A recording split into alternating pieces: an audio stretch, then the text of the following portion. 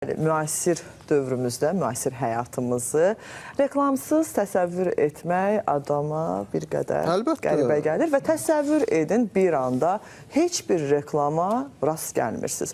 Reklamlar, belə deyək, iqtisadiyyatın bir çox sahəsinə öz təsirini göstərir deyə bilərik. Bəli, Günel, amma burada bir tənzimləmə də var ki, həmin tənzimləmə Dövlət Reklam Agentliyi tərəfindən həyata keçirilir və əlbəttə ki, sahibkarları da maraqlandıran suallar çoxdur. Bu reklam necə olur, hansı istiqamətdən olmalıdır, qaydası nədir? Biz də bütün bu sualları Dövlət Reklam Agentliyinin reklam layihəsinin tərtibi və estetik ekspertizası şöbəsinin müdiri Pərvanə Əliyeva ilə bütün bu məsələləri daha ətraflı şəkildə müzakirə edəcəyik. Xoş gördük sizi Pərvanə. Bu reklamlar təqdim olunarkən bir sıra meyarlar var, onu bilirik, bir sıra qaydalar var.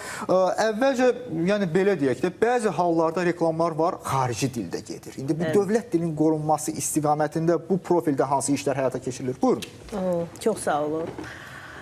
Bilirsiniz ki, Azərbaycan Dövlət Reklam Agentliyi açıq məkanda reklama tənzimləmə və ona nəzarət fəaliyyətini həyata keçirdir. Və bu daim monitorinqlər şəklində aparılır. Monitorinqlərin nəticəsi olaraq həm qanunsuz reklamlar, həmçinin texniki tələblərə cavab verməyən, estetik tələblərə cavab verməyən reklamlar aşkar edilir. Onunla bərabər həmçinin dil normalarına cavab verməyən reklamlar da bizim tərəfimizdən aşkar edilir və bu sahədə kifayət qədər böyük işlər görülür.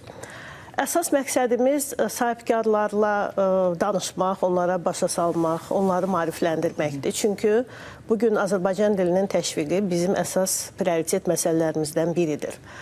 Bununla bağlı həm sosial media vasitəsilə, həm ənənəvi media vasitəsilə müəyyən layihələr həyata keçirilir. Kiçik videoçarxlar hazırlanır. Sahibkarlarla dialoq qurmağa çalışırıq. Bu bizim əsas prioritet məsələlərimizdən biridir. Və bu sahədə onu deyə bilərəm ki, Azərbaycan dilinin təşviqi ilə bağlı dilimizi sevək, qoruyaq, Yaşadaq Devizi adlı görüşlər də keçirilir sahibkarlarla. Və düşünürəm ki, bunun nəticəsi var artıq və bu sahədə işimiz də davam edir. Pərvanə xanım, çox maraqlı məqamlara diqqət çəkirsiniz və bir sual da vermək istəyirəm. Açıq məkanda, belə deyək, reklamlarda vizual görüntü nə qədər önəmlidir? Baxın, reklam vizual sənətdir. Vizual sənət olduğu üçün vizual görüntü də çox önəmlidir. Bildiyiniz kimi Bakı və digər regionlarımızın şəhərləri hər biri öz memarlıq quruluşuna görə bir-birlərindən fərqlənir və çox özəldir, çox fərqlidir. Xüsusən Bakını qeyd etsək, Bakının memarlıq, unikal memarlıq abidələri var, memarlıq binaları var.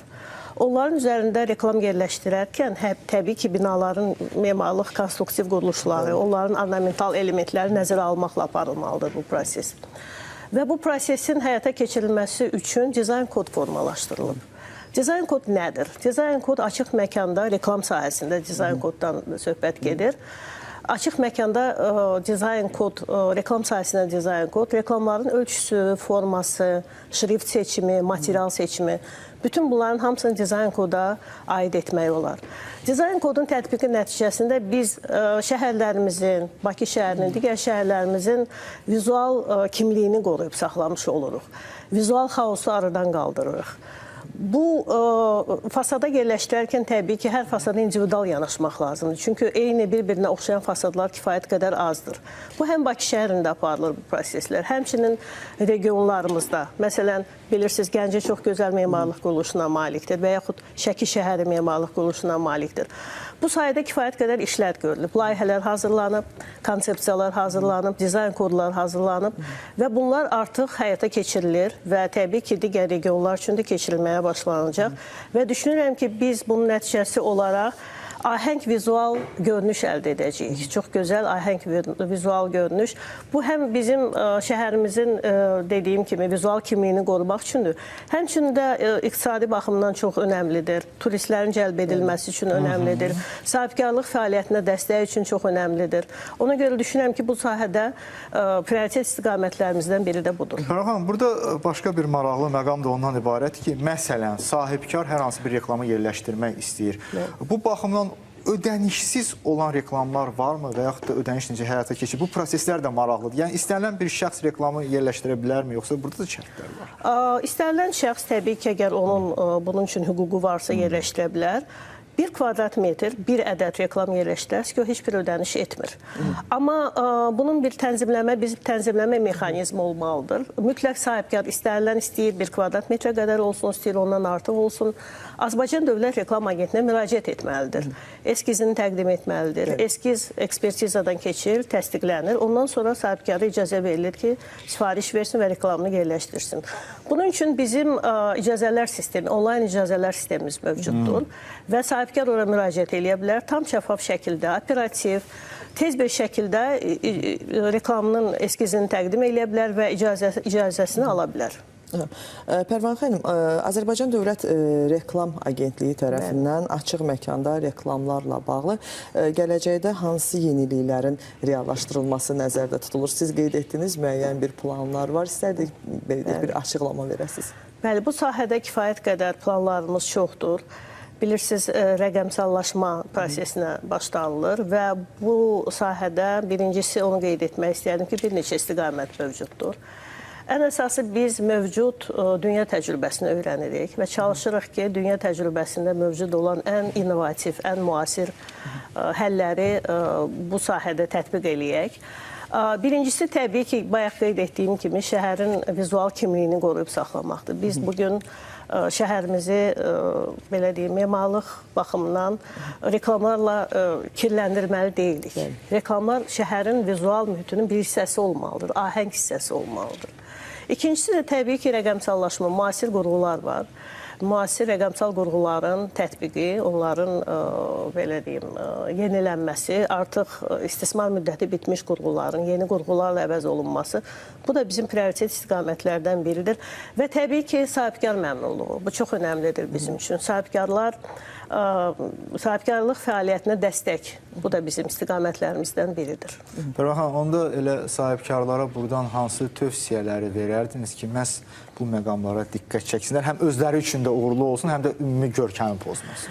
Onu qeyd etmək istəyərdim ki, Azərbaycan Dövlət Reklam Agentliyi daim sahibkarların yanındadır. Onlara dəstək bizim dediyim kimi əsas məqsədlərimizdən biridir. Və onlara tövsiyəm budur ki, reklam qurğusunu yerləşdirməmişdən əvvəl onlayn və yaxud digər müraciət üsulundan istifadə edərək müraciət etsinlər, reklamların eskizlərini təqdim etsinlər. Bəzən olur ki, sahibkar reklam eskizini hazırlaya bilmir. Biz bunda da onlara dəstək göstəririk. Eskizləri, tövsiyələrimizi verə bilərik və təbii ki, qeydiyyatdan keçdikdən sonra sahibkar öz reklamını... Belə bir qadağalar varmı? Misal üçün, baxın, açıq məkanda bunu reklam etmək olmaz. Hansı məhsulların açıq məkanda bu qanunvericiliklə təbii ki, müəyyən olunubdur. Təbii ki, elektron siqaretlər, tündlüyü 5%-dən yüksək olan içkilər, sonra uşaq qida, süni qida məmulatları onların və digərləri, siqaret, tütün məhsulları, bunların hamısının reklamı qadağandır. Pərvanə xanım, bizim qaynar xəttimiz var və tamaşaçı qaynar xəttdə belə bir sual yazıb ki, sahibkar ödəniş etmədən açıq məkanda reklam yerləşdirə bilərmi? Sahibkar ödəniş etmədən dedim, əgər kvadrat metri 1 kvadrat metrə qədərsə, reklam qurğusunun ölçüsü 1 kvadrat metrə qədərdirsə və bir ədəddirsə, onu ödəniş etmədən yerləşdirə bilər. Amma istənilən halda müraciət etməlidir. Təşəkkür edirik maraqlı müsahibə üçün, ətraflı cavablar üçün. Davam edirik Günel. Deməli, Qobustan